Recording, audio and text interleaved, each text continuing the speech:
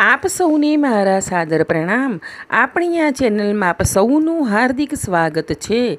આપણે ગુરુ પ્રદોષ વ્રતનું મહાત્મ્ય, પૂજાવિધિ અને કથા સાંભળીશું. ધર્મગ્રંથોમાં ભગવાન શિવને પ્રસન્ન કરવા માટે અનેક વ્રત અંગે જણાવવામાં આવે છે. પ્રદોષ વ્રત પણ તેમાંથી એક છે. આ વ્રત દર મહિનાના બંને પક્ષની તેરસ તિથિએ કરવામાં આવે છે. ગુરુવારે આવતી પ્રદોષને ગુરુ પ્રદોષ કહેવામાં આવે છે. પ્રદોષ વ્રતની પૂજા કર્યા પછી આ વ્રતની કથા ચોક્કસ સાંભળવી જોઈએ. પ્રદોષકાળની પૂજા કરવાથી શારીરિક, આર્થિક અને માનસિક પરેશાનીઓ દૂર થાય છે અને દુશ્મનો પર વિજય પ્રાપ્ત કરી શકાય છે. પિતૃઓને પણ તૃપ્તિ મળે છે. સૌપ્રથમ આપણે જાણીશું પ્રદોષ વ્રતની પૂજા વિધિ. પ્રદોષ વ્રતના દિવસે પ્રદોષકાળમાં ભગવાન શિવની પૂજા કરવામાં આવે છે. સૂર્યાસ્ત પહેલાં 45 મિનિટ અને સૂર્યાસ્ત પછી 45 મિનિટ પ્રદોષકાળ માનવામાં આવે છે. સૂર્યાસ્ત પહેલાં સ્નાન કરી લેવું, તે પછી પૂજાની તૈયારી કરવી. પ્રદોષકાળ શરૂ થાય ત્યારે ભગવાન શિવનો પંચામૃતથી અભિષેક કરવો. શિવ સહિત સંપૂર્ણ શિવ પરિવારની પૂજા કરો. પછી ભગવાનને ચંદન, ચોખા, બીલીપત્ર, ધતુરો અને આકડાના ફૂલ ચડાવવા. ધૂપ દીપ કરો. મહાદેવને ભોગ ધરાવો. નૈવેદ્યમાં દૂધમાંથી બનાવેલ મીઠાઈનો ભોગ ચડાવવો. આ દિવસે વ્રત કરનારે શારીરિક અને માનસિક રીતે સાત્વિક રહેવું. પ્રદોષના વ્રતના દિવસે ભગવાન શિવના મંત્રોનો જાપ કરવો. જાપ કર્યા પછી પ્રદોષ વ્રત કથા સાંભળવી.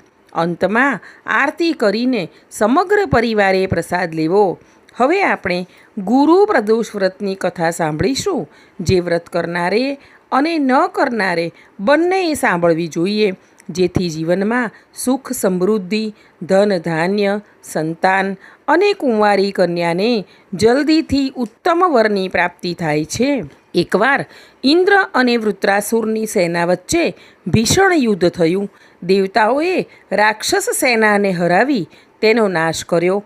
આ જોઈને વૃત્રાસુર ખૂબ જ ગુસ્સે થઈ ગયો અને પોતે લડવા લાગ્યો. આસુરી ભ્રમના કારણે તેણે રાક્ષસી રૂપ ધારણ કર્યું. આથી બધા દેવતાઓ ગભરાઈ ગયા અને ગુરુદેવ બૃહસ્પતિના શરણમાં પહોંચ્યા. બૃહસ્પતિ મહારાજે કહ્યું કે પહેલાં હું તમને વૃત્રાસુરનો વાસ્તવિક પરિચય આપું. વૃત્રાસુર ખૂબ જ તપસ્વી છે.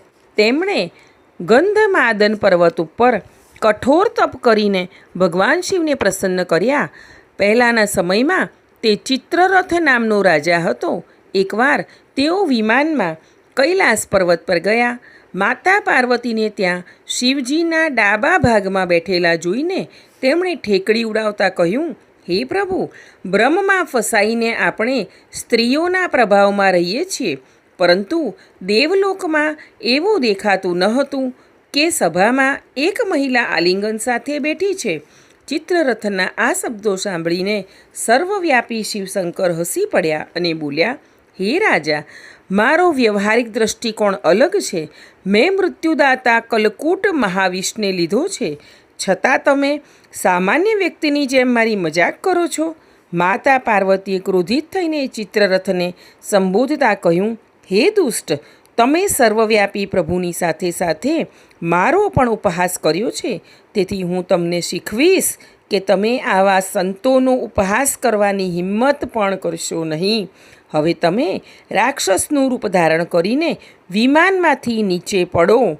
હું તમને શ્રાપ આપું છું.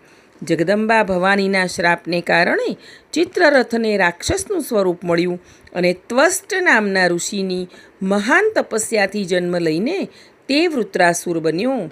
ગુરુદેવ બૃહસ્પતિએ વધુમાં કહ્યું, વૃત્રાસુર બાલ્યકાળથી જ શિવનો ભક્ત હતો. માટે હે ઇન્દ્ર, તમે ગુરુ પ્રદોષનું વ્રત કરીને ભગવાન શંકરને પ્રસન્ન કરો. દેવરાજ ઇન્દ્રએ ગુરુદેવની આજ્ઞાનું પાલન કર્યું અને ગુરુ પ્રદોષ વ્રત કર્યું.